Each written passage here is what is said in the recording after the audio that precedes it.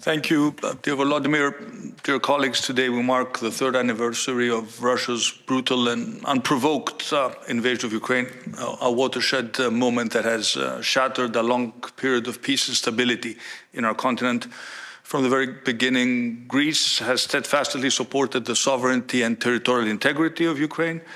We have been unwavering in our calls for the respect of international law and the United Nations Charter. And Greece has faithfully stood by Ukraine. It has provided vital military but also energy assistance. It has opened up its doors to thousands of refugees who fled the horrors of war.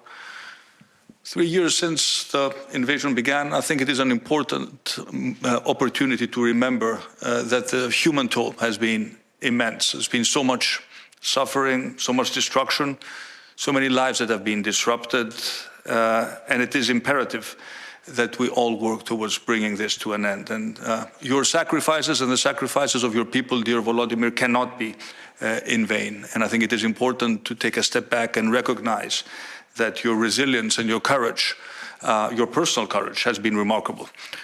Ukraine, Europe, I think the whole world yearns for a just and lasting peace settlement. Ukraine deserves a peace that is forged through strength and a peace that will respect its independence, but primarily will ensure its security.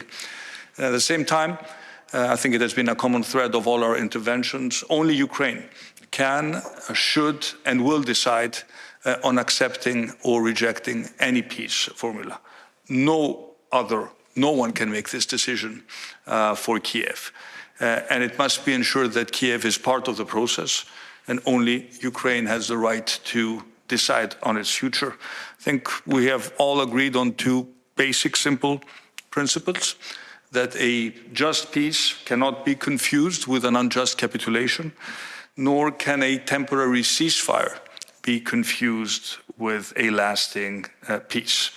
And we need a peace settlement with very clear security guarantees, which will act as deterrence and prevention in the future, guarantees that will be robust, that will be effective, so that any future aggression is deterred and peace is preserved. The stakes have never been higher, in particular for our European security, and we are willing to work together with the European, with our American, with our international partners towards facilitating the attainment of a lasting peace. But we in Europe also need to step up our commitment to our own collective European defense. Greece has been spending more than 3% of our GDP on defense, and the time has come for others to do the same. And after 3 years of war that have wrought destruction on an unimaginable scale, we need to support this goal. We need to act with greater resolve. We must not only bring an end to the current conflict, but make sure that we forge a model for preventing such calamities in the future. The road ahead is not going to be easy.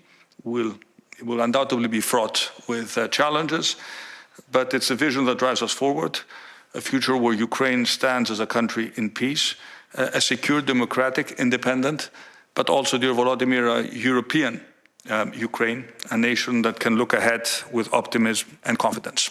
Thank you.